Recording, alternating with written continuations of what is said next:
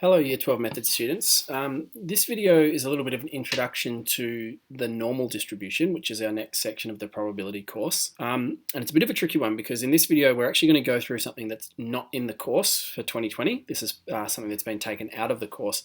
But I think it's useful to have some understanding of this part of the course in order to help understand what's going on when we look at Chapter 16, the normal distribution. So we're going to just go through a quick crash course of what you would have been doing in Chapter 15.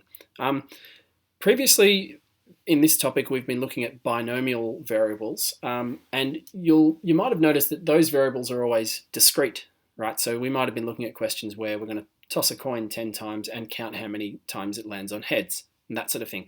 That's a discrete variable because you're counting how many times something happens. In Chapter 15 and 16, we start to look at continuous variables, so things like distances like height and length and that sort of thing, or the weight of something or the temperature of something, but continuous variables where we're measuring. So we're not only going to get whole number results, we might get any kind of decimal places and we might measure to more and more accuracy. And in this section, we actually start to use functions to represent the variable and the distribution of the variable. And that's a tricky concept to get your head around. But let's try going through one or two examples and hopefully it'll sort of start to come together for you. So let's imagine that we had 500 different people that we, surveyed or something like that, and we'd asked them all or measured their body weight, all 500 of them. And then what we could do is draw like a histogram, as you can see on this picture here, that shows, how many people say might weigh between like 75 and 76 kilos, and then 76 to 77, or whatever numbers we would choose to put along the x-axis. And the histogram would show us, what the more common and less common body weights were for these 500 people. But if rather than using a histogram, we actually used a function like a curve to model that histogram, what we could start to see is that if we wanted to look at, say, the percentage of people who were within a certain section of, or within a certain interval of weights, we'd actually be starting to look at not so much shaded sections of the histogram, but actually area under the curve. Right, so for example, this little bar here that's highlighted, when you think of it as the histogram, this highlighted bar would show you the people who weigh 83 kilograms, or at least when that's rounded to the nearest whole number. So I guess more accurately what it's showing is people who weigh, or how many people weigh between 82.5 and 83.5. But if we thought of that as a percentage of the 500 people, well, to start with, that means the whole section, the whole distribution would be like 100%.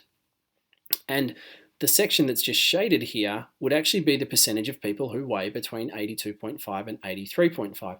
But like I said, if you think of it as an area under a function rather than just the amount in an interval, then we start to think about integration. And actually in this section that you would have been doing in a normal year, in Chapter 15, we would have been using integration to calculate the percentage of a distribution in a certain interval, or essentially using it to calculate probabilities.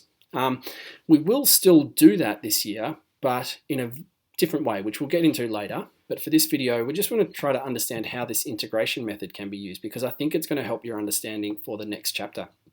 So in general, once we get away from that idea of a histogram, what we can actually say is that if you have a function that models or represents a continuous random variable, right? So we actually call it a probability density function.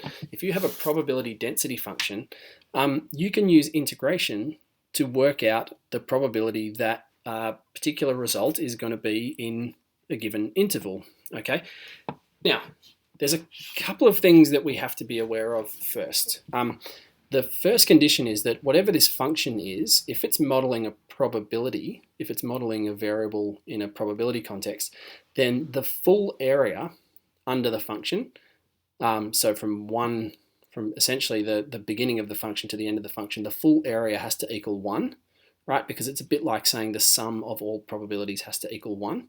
And the other thing is that the function always has to be above the x-axis, or at least on the x-axis, because you can't have any parts of a function being negative if it's meant to represent probabilities. And so that's those two conditions at the bottom of the page there. So if we had, for example, wanted to use integration for that body weight example, then we'd be saying, well, if f of w was the function of the body weights, and we wanted to know the percentage of people who weighed in between 82.5 kilos and 83.5 kilograms, we would actually just integrate from those two numbers, and they would be our lower terminal and upper terminal of our integral. Right? And that would tell us the percentage of people in that distribution who weigh between 82.5 and 83.5 kilograms.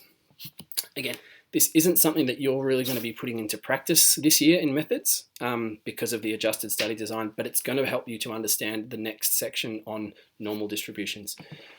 Let's just go through another example. So let's just say, and this is the sort of question that would be typical of chapter 15.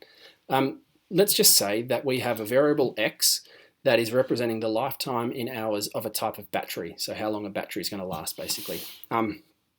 And we're being told that x is a continuous variable with a probability density function given by the rule f of x. And you can see we've got this rule for a cubic function for the domain from 24 to 30, but the function's equal to 0 everywhere else. Okay, so really the bit that we're interested in is just between 24 and 30, which actually tells us that all these batteries last somewhere between 24 hours and 30 hours. Now, the question then says, one of these batteries is chosen at random and tested, and we have to find the probability correct to 3 decimal places that it'll have a lifetime of 28 hours or more, and then less than 27 hours, and between 25 and 26, right? So they're the 3 questions that we're being asked. On the calculator here, I'm just going to run through this, and I've already plugged in the function, which I'm going to first put onto a graph. And I've also kind of set the window on the graph conveniently to show the values that we're going to need. So if I highlight this function and drag it onto my graph, and I've restricted the domain already as well. All right, so this is the function that is representing this variable of the number of hours, or the lifespan in hours of this type of battery. And what will actually happen, and I can show you this in a second, is that the full area between that function and the x-axis should equal 1 because it's representing a probability. And one way we can show that is to use analysis gsolve integral, and the integral with respect to x. And I'm going to put in, as soon as I type a number here, this screen will come up. So I'm going to put my lower value in as 24 and the upper value in as 30. You can see it's shaded the full area, and at the bottom there it's telling me that the integral is equal to 1. Right, so that's just saying that that's representing the full distribution. Now, the probability correct to 3 decimal places that the battery will have a lifetime of 28 hours or more means I actually just want to integrate from 28 to 30. And you can actually just see from looking at it that that's going to be, well, certainly less than half, right? It's going to be a relatively small area, but the area in there is going to tell me the probability. So I can do that 2 ways. I can do it up in the main screen using the integral template. So I'm going to integrate this function from 28 to 30 because that's from 28 to the end or the top of the interval with respect to x. And if I put that on decimal mode because I wanted a decimal place answer, I get 0.111. But I can also show it on the graph by using that analysis gsolve and then integral. And I'm going to type in 28 as my lower value and 30 as my upper value. And this highlighting on the graph is a good way to think of it for what's coming up in chapter 16. All right. Now the next part of the question said, what's the probability that we'll have a lifetime of less than 27 hours? So that just means we kind of flip it around and we're going to go from 27 below, right? So it's actually from 24 to 27. Again, you can do it both ways. We can do it with the integral, and that's 0.6875, or we can do it using gsolve on the graph, and both are good for your understanding here. Remember, this is not something that you're going to have to replicate, but it's just trying to help build your understanding for the next section. So if we went from 24 to 27 on this graph, you can see that the area that's been highlighted is 0.6875. And that makes sense because it just to eyeball it, it looks like it's a bit over half of the area, right? It looks like approximately 2/3 of the area, and that's about what it is. So what we're saying there is that the probability that a battery chosen out of this sample being tested, the probability that we'll have a lifetime of less than 27 hours is either 0.6875 or 68.75%. So 68.75% of the batteries in this sample have a lifespan of less than 27 hours. That's what that's saying. And for part C, well, we just really are interested in the probability it will last between 25 and 26 hours.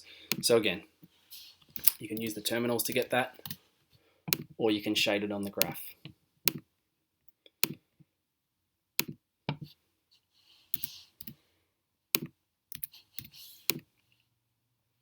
Okay, and that shaded section represents it, and it's 0.275.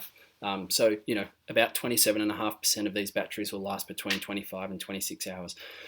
Like I said, this is the sort of thing you'd be doing in Chapter 15 in a normal year of Maths Methods. Chapter 15 has been cut out of the course this year, so we're only doing Chapter 16, but I think that this little introduction will help you understand what's going on in Chapter 16, because normal distributions are really just like a special case of this exact thing that we're talking about here.